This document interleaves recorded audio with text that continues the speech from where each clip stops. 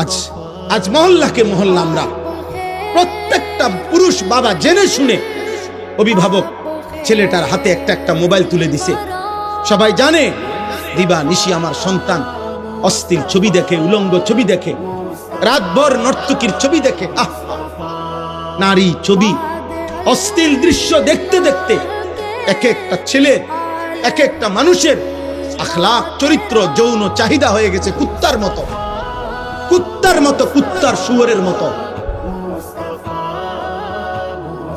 পাগল হয়ে গেছে, যার কারণে গোটা দেশ অনিরাপদ। 8 বছরের কন্যা ধর্ষিতা, 4 বছরের কন্যা ধর্ষিতা, 8 বছরের মেয়ে, তার দেহ টুকরা টুকরা, দেহ টুকরা টুকরা।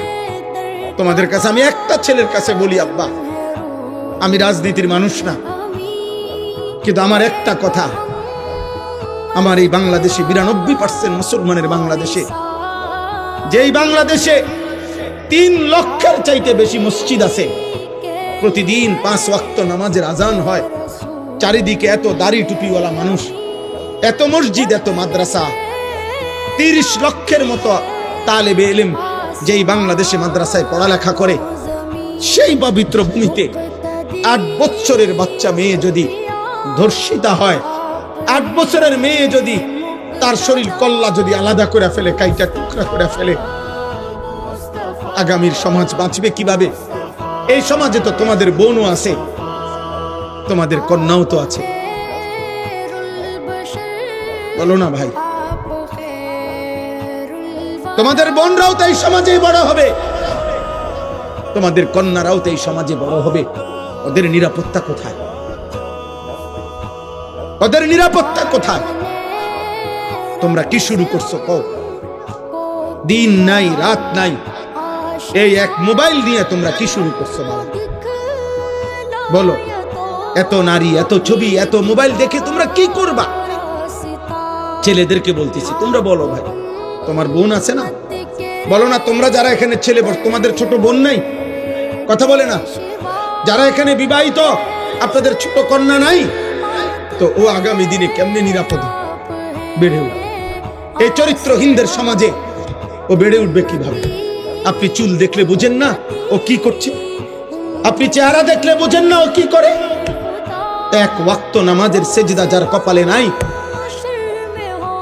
তো এই গাদ্দার, এই গাদ্দার যে একটা ওয়াক্ত নামাজ পড়ে না, এই নিকৃষ্ট নাফরমান তো আল্লাহকেই কিছু মনে করে না, ওই আমনেরই কি মনে করবে?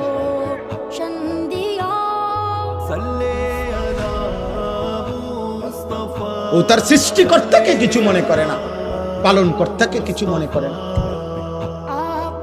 আপনারা মনে করতেছেন যেমনে পারি জিফুতের লেগা হালাল হারাম, জায়েজ না জায়েজ, ঠকাইয়া ধোকা দিয়া যেমনে পারি পয়সা রোজগার করে তাগর জন্য ঘর দুয়ার রাখা যাইতে পারলে আমিও নিশ্চিত ওরাও কামিয়াব। না রে আব্বা, মানুষের প্রকৃত পরিচয় ঈমানের কাছে, মানুষের প্রকৃত পরিচয় আখলাকের কাছে, আখলাকের কাছে। আপনারা যারা উপার্জন করেন, আপনারাও পাগল হয়ে গেছেন।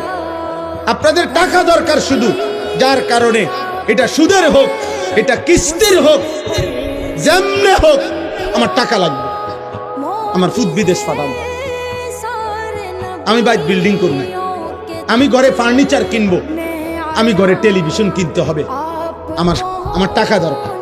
অতএব কিস্তি হোক, সুদ হোক, লোন হোক, যেমনে পাব টাকা লাগবে। সুদের টাকা দিয়া, কিস্তির টাকা দিয়ে যে সংসার গড়লেন, এই সংসার মানুষ হবে? কথা বলেন না কেন? বলে প্রতিবাদ করেন। হারামখোরের সন্তান মানুষ হবে কেমনে? সুদখোরের সন্তান মানুষ হবে কেমনে?